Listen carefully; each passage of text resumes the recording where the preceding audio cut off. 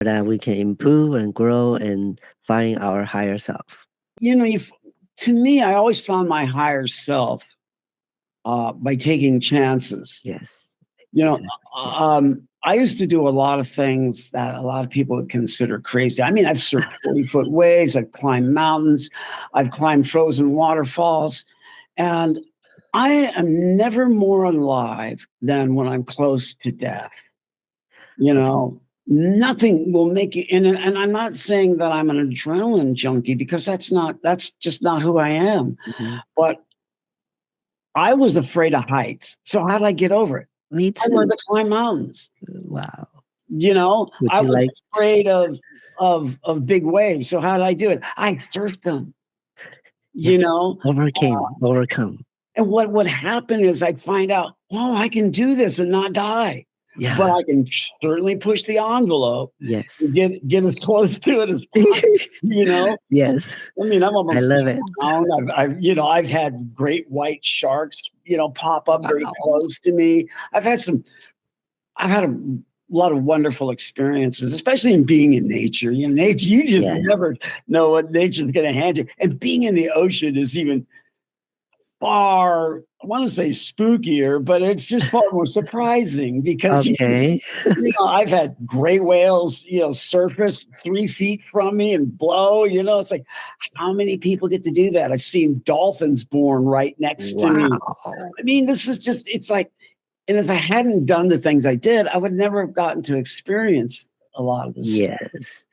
So let's go back to that. You say you saw a doorway. Remember earlier? Well, okay, I didn't see a doorway per se, but I stepped through a Okay. doorway on my first experience, or actually my second experience with Mhm. psychedelics. Okay. I stepped through a doorway and I knew I was in a dimension that it was all mathematical. It was Okay. nothing but mathematics. I just saw equations Oh, and shapes and it was like geometry symbols. and trigonometry and algebra all at once. And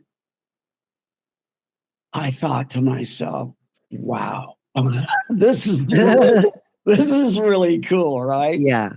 Okay. In that, Mm. there was also knowledge, and it's an unspoken knowledge. It's a knowledge that's the gift that the universe wants to give to a lot of people. Mhm. It's an unspoken knowledge. You can't. Put words in it. Yeah, language breaks down. Right. It's intuitive. It's you vibrating and with the universe. Yes. Just like I mentioned this to a friend. If you if you tune into AM, you can listen to FM.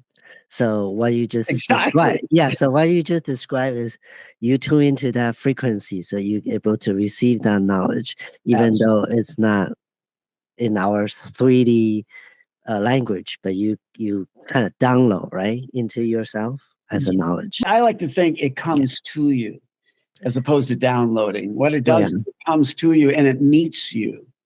See, that's the thing that I find surprising is that not more people, that more people aren't listening. See, a lot of people will won't meditate because they don't experience complete bliss the first time they try it. Mhm. Meditation is an action thing that you do. You do something when you meditate. You do something. You're not sitting there letting nothing happen while the world is happening at you. Mhm. Most time people who meditate have a mantra so that it helps them focus. And they get to go where they want to go. Yeah. And sometimes just sitting silently, the universe can talk to you. Yes. The problem is we live in a society that's all based on goods and money. Mhm. I Materials. was thinking today about this program. Mhm. I mean, I've done pretty well for myself over the years. Yes. Do you know when I was the happiest? I was the happiest when I owned a car that was 15 years old. I had one guitar, I had a stereo, and I was living in one room in somebody's house. I didn't Okay. I didn't owe anybody any money. Yes. Okay. Everything I owned, I owned. You know, Okay. Bob Dylan was right. When you got nothing to lose. And when you got nothing to lose, you Mhm. don't hang on to things. I think, in trying to downsize things, it's just not only my experience, but people around me. When you're trying to get rid of stuff, it's hard. And they find it difficult to let go of stuff because we form these emotional Mhm. attachments to things, Right. inanimate objects, Right. things that'll never do anything for us. Yeah, it's just sitting there It's, collecting dust. Yeah, but I'm like that. I'm guilty of that a lot. we all are Yeah. because, and that is a society we live in. We don't, how often do you say, "Hey, be satisfied with what you got. Don't buy anything new today." If people came on the TV and said that, advertisers, uh, sales would drop all over. Well, what's wrong with being happy with what you have? I'll Yeah. tell you what's wrong. It's because you're not spending money. You're not catching on to the trend. Well, Something you're not like on that. the treadmill to oblivion. Yeah. That's one thing in America that the financial trap does to us. And yes, you can be spiritual and have money, but I don't see a lot of that happening. Okay. You know, uh poorer people tend to be more spiritual than rich people because they have nothing to lose, and so they're more able to connect to that thing that wants them to connect. Mhm. You know, Right. but we have all this clutter in our lives of stuff, Yes. and I speak like I said, the happiest days of my life was when I was down to bare tax. And from that time on, I got successful, and I maintained my spiritual connection really well until I didn't. Do you think those stuff is kinda like a blockage to No, I think what happened is I stopped doing the thing that made me the happiest, and so none of it can make you happy.